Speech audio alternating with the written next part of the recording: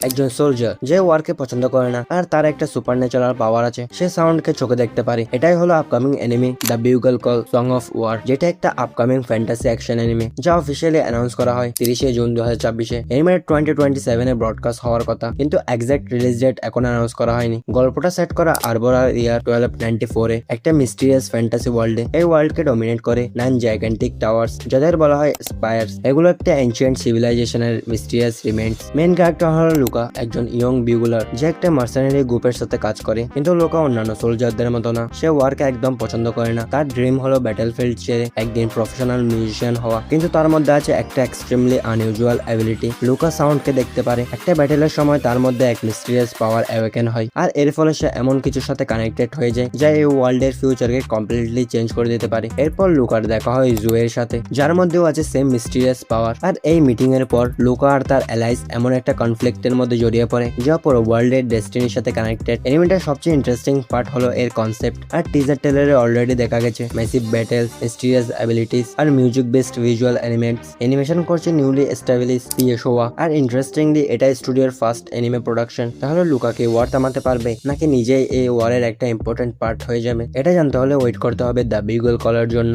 আর এমন anime content পাওয়ার জন্য চ্যানেলকে সাবস্ক্রাইব করে দিও।